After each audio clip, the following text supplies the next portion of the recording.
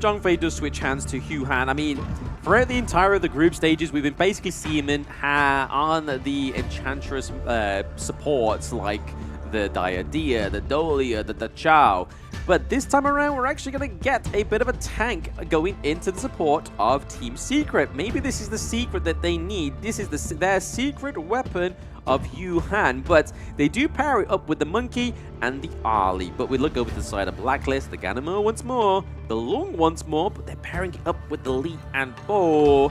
That could either be into the support role or even the Clash lane.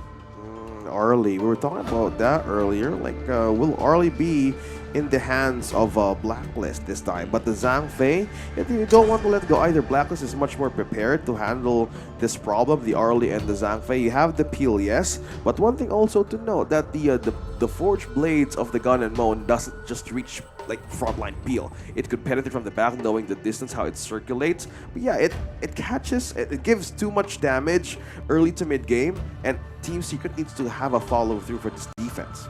Yeah, follow through for the defense is needed, but you kind of see here that Blacklist have banned out the Angela, maybe preempting it because of the Liam Po, right? It's a great counter for the Liam Po anti-tank mage. If they decide to go for anything more tanky, it kind of becomes quite troublesome, quite over-incumbent, especially when you're going against an Arlie that is quite slippery in these team fights. But really interested to see how Sun adapts onto the Arlie. We've seen him on the Marco Polo, we saw him on Lady Sun twice, and now we get to see him on this more agile sort of like playmaking hero. But speaking of playmaking, for Chami, he gets the Dharma.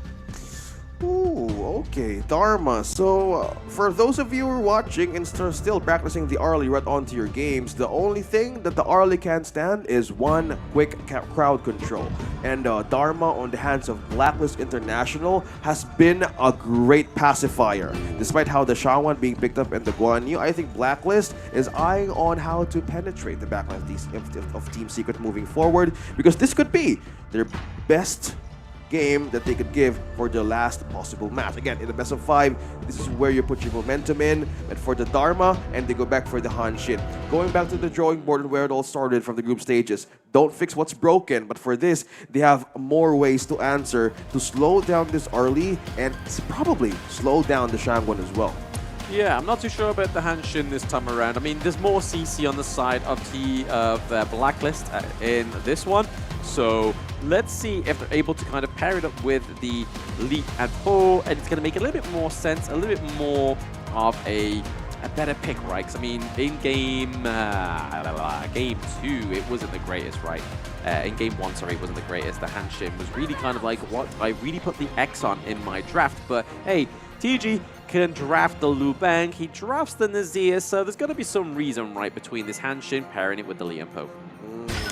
We've seen the Liam Po work wonders for the front line. No wonder they banned out the Angela moving forward into the draft. It's more likely, yeah, we don't want that kind of insta-burst. We've seen Angela picking time and time again. And so far, they want to start with this. Mid-lane pressure, we've seen that normal like rotation for the farm end of Roamer. We just start with the mid lane. Get that mid money in and follow through a invade in the jungle. That's 4-man rotation right onto the camp of Team Secret.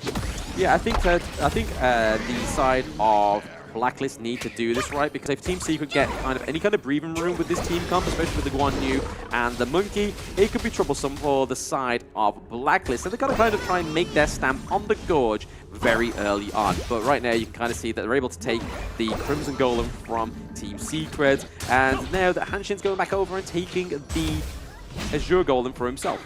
Yeah, Friday pre-made rank matches now available for Friday Frenzy. Win amazing skins. You too can get it. The Fang skin as well. I got that earlier. So if you could keep winning on your games of today, yeah, go get the chance and play on that minigame right onto the end of the game.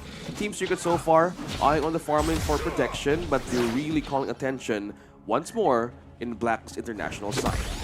Yes, looking to try and gain that. Okay, the Dreamwall does land in the mid lane. A 2v1 between TNX, Suzanne, Juicy, and Aaron. A lot of blows being traded there. We do see Hanshin actually dives in a little bit too close, but you can kind of see just from that interaction that TNX is actually ahead of the levels in the jungle.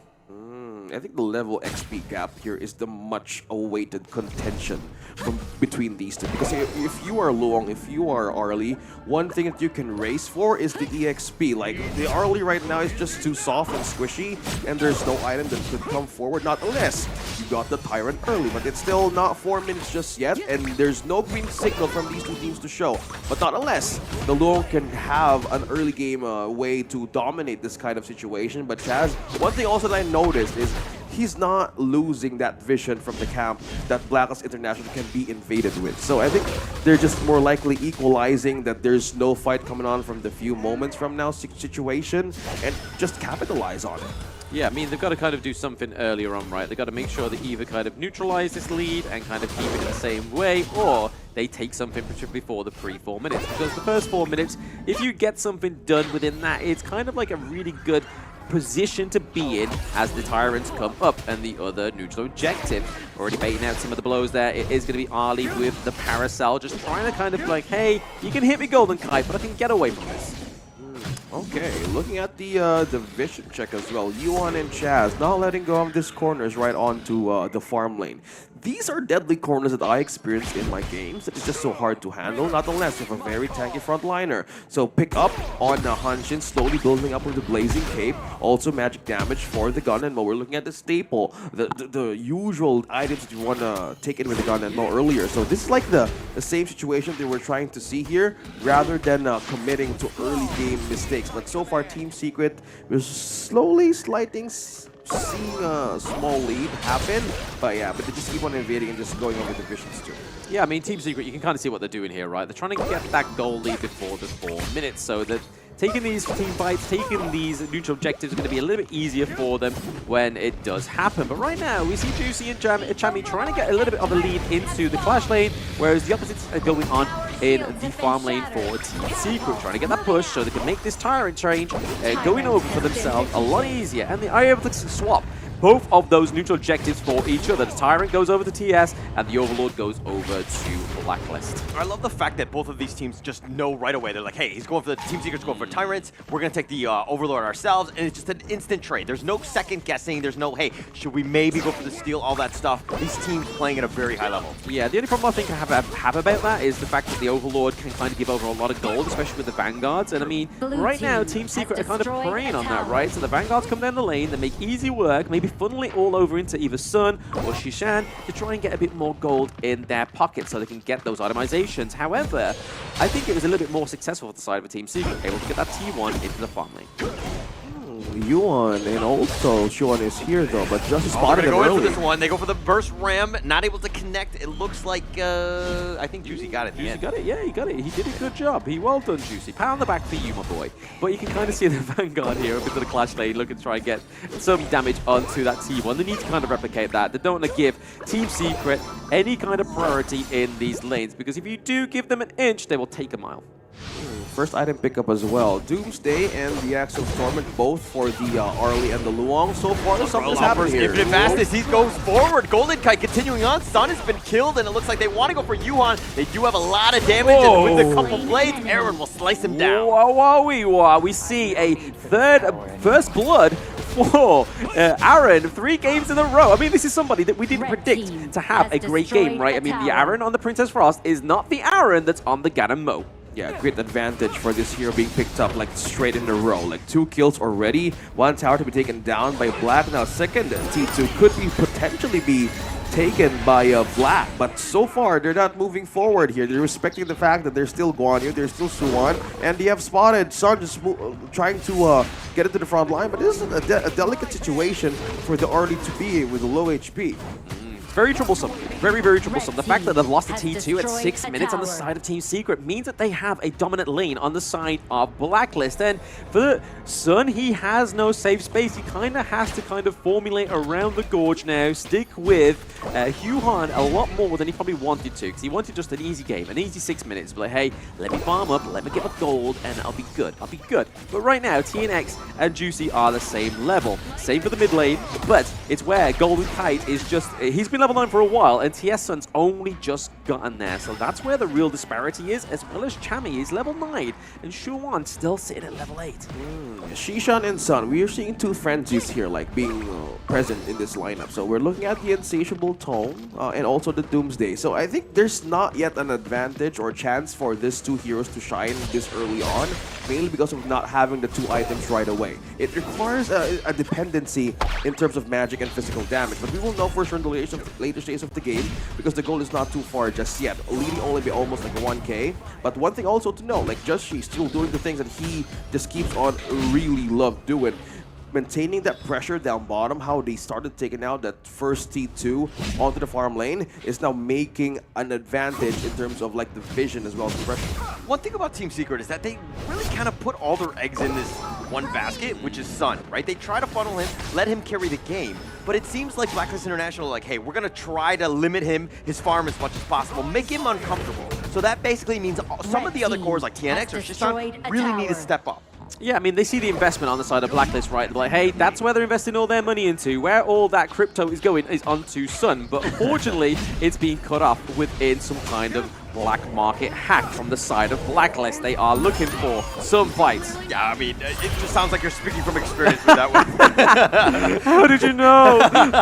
But Juicy now on the run. Ooh. He's going to get caught off. Juan will get the pick off. Juicy got caught out in no man's land. Oh, that was a little bit filthy for the side of Team Secret. A little bit of a secret spice there that they need in this Game 4, right? Because if they don't take this one, they are going into the lower brackets, and that's where you've got to kind of climb back up into the mountain to try and take face from the bigger teams. Yeah, there's still a chance to push forward, but if you want to get an upper hand for your momentum in the start of the knockout stage, then taking the Team Secret on the chance of probably getting a comeback, that would be a chance for you to just keep on moving forward. But this is becoming a problem here for Team Secret. How will they bounce back? No damage. All the umbrella offers connecting out of 2. TNX with a nice Dream Realm, the infinite fastness. He's going to go forward. Golden Kite can only go forward. He goes to the heart of the enemy team, but he flashes, and he seems to continue a fight, but he gets pushed back with the heroic charge. Juan will pick him off. Golden Kite is down for the count, but now the dash away, the burst ram, the magma slam, just creating these zones, and now Blacklist International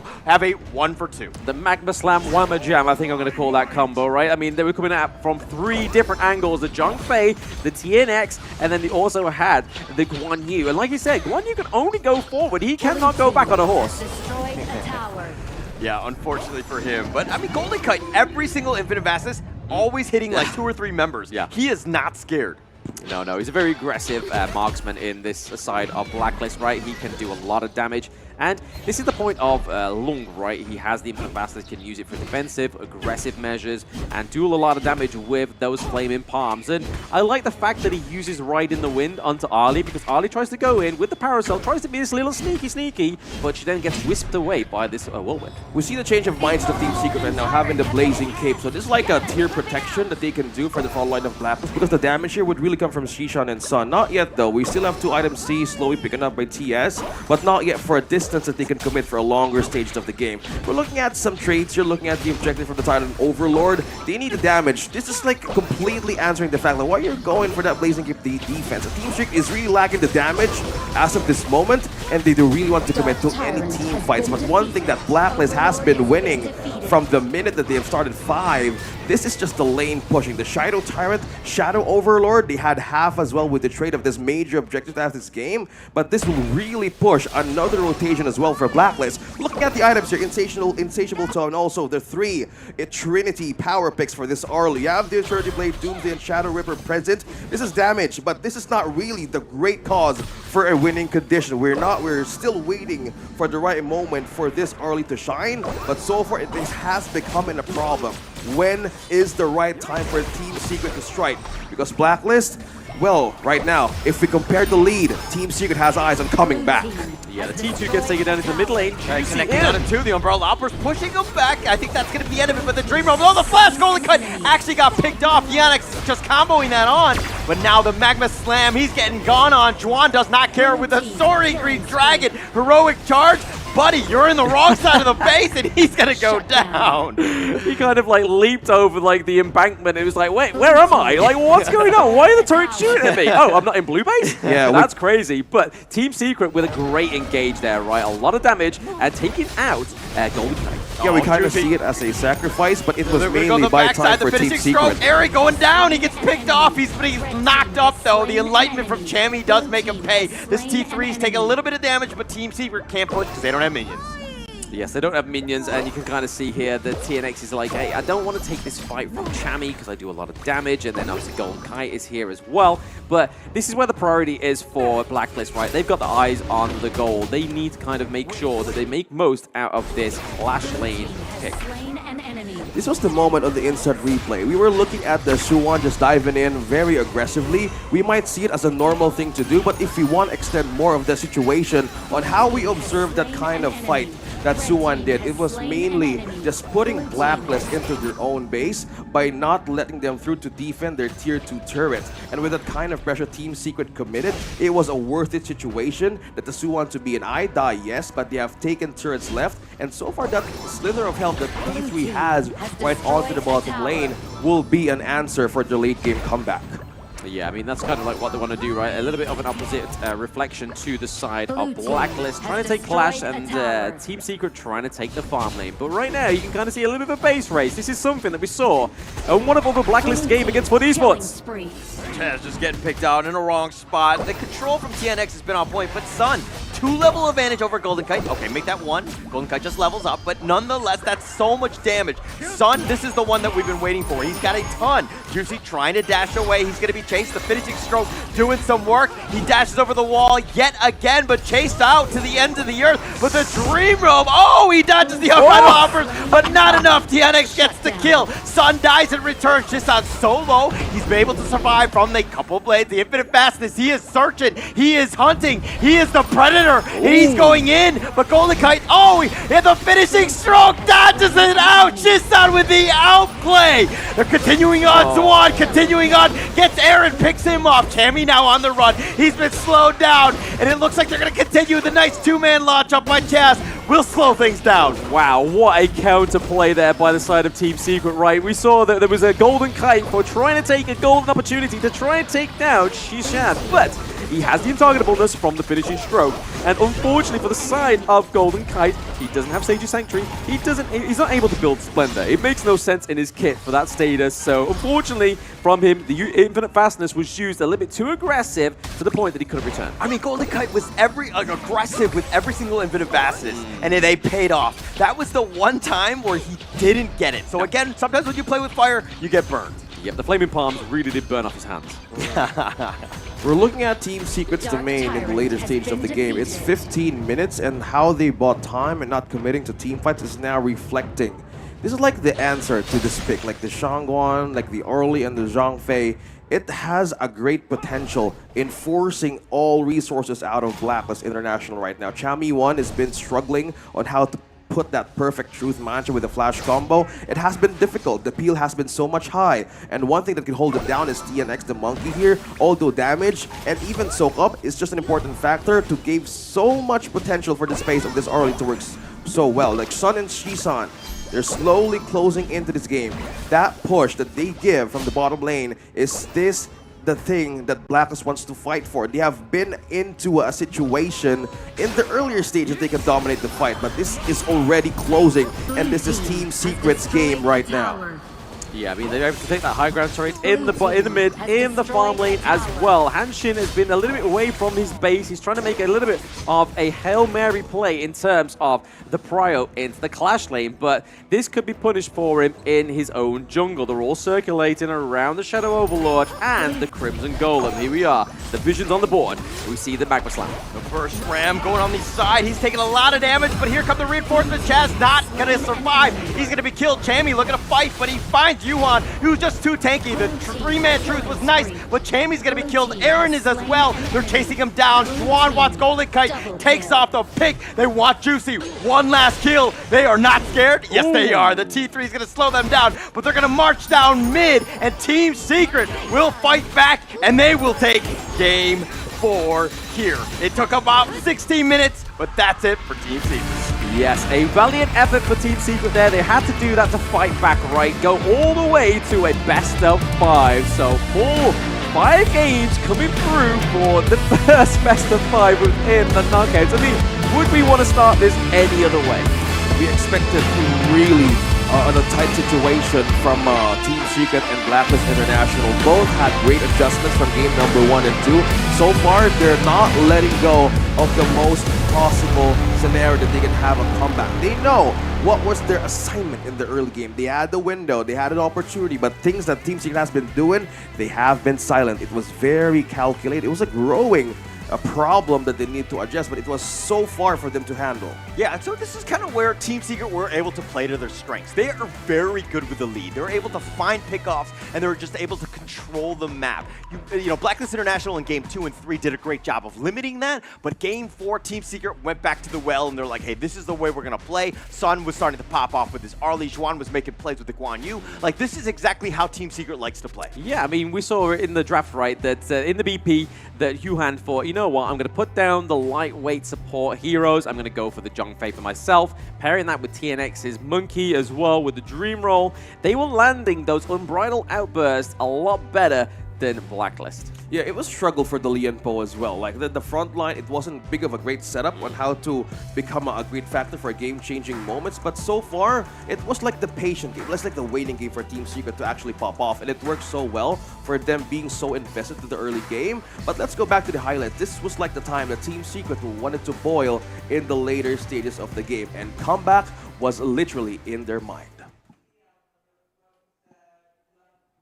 Hi everyone, I'm Yuhan, and I'm the official 2024 HOK Championship Observer. The tournament highlight of the day is here. 3, 2, 1, showtime! So yes, pinching into these highlights that were pretty fruitful in the entire of this Game 4. We are seeing here that Blacklist and Team Secret were able to battle off on two fronts, right? They were able to get that first blood once more for Aaron. So that's 3 games back-to-back first blood on the Ganon Mo. Maybe they put the Ganon Mo down, maybe they take it in Game 5. But right now, that Zhongfei is looking very fearful for Huhan.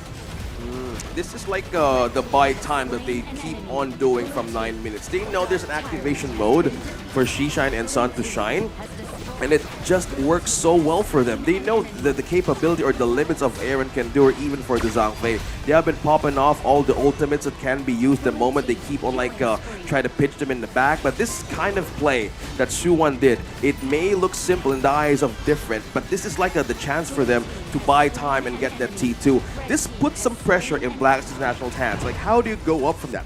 Yeah, and I don't know, to be honest. I think that this is going to be amazing going into this Game 5. But I think Team Secret, they put their, their best players with their best heroes. I think the Shangguan was great with Shishan. Let the man play. Let him just stand out. Let him just style on people, because he knows he plays this Shangguan at such a high level. Yeah, I mean, it's not even the Shangguan, right? I mean, Guan Yu from Shuan was fantastic as well. The pushes, the aggression, the finding himself into the enemy's crystal as well. He was that confident on this hero. He was like, I'm willing to go into the base, baby. I'm brilliant to do anything that it means to get a win on the board. And we can see it right here. He just keeps pushing, keeps going, laying it on thick to the side of Blacklist, and there we see the fall of the crystal. It was a window, like for Blacklist to push forward in the base. One thing that was lacking is also the push. The Han Shin pick from the draft, it wasn't really a great start. And it was like a bit of a problem that they need to patch through. It's like sewing through a bit of a thicker thread that they can't handle that much vision. So this is like the MVP. Looking at Suwon here, the Guan Yu pick from Team Secret really works so well. Like I was saying, lay on thick, he gets 7 kills, 1 death, 1 assist. The 70% damage taken and dealt, and 22% of the total gold. So this guy right here on this pick may have just saved the series for Team Secret. I mean, his repositioning, just this control. He played like he was fearless, right? He was always in the heart of the enemy team, sometimes a little too far when he was crashing in that base, but still he was making plays. I mean, 7-1-1, you can style all you want. Yeah, absolutely. I mean, if it's going to work for you, it definitely is worth trying anyway. So, especially when your back's against the wall like that. But right now you can kind of see here, TNX taking a no-death run for the side of TS. And then obviously Guan Yu 7-1, we see Sun again being a little bit more of the Sun we know and love, right? 4-2-2. Getting all those itemizations, 6 slotted on the board, and not taking it all the way to the Tempest Dragon as well. Also, one thing to note here for the physical defense that Golden Kite did on the last, I think the 5th slot, it was more like a going aggressive, right? They had the confidence, but one thing also that was trying to hit was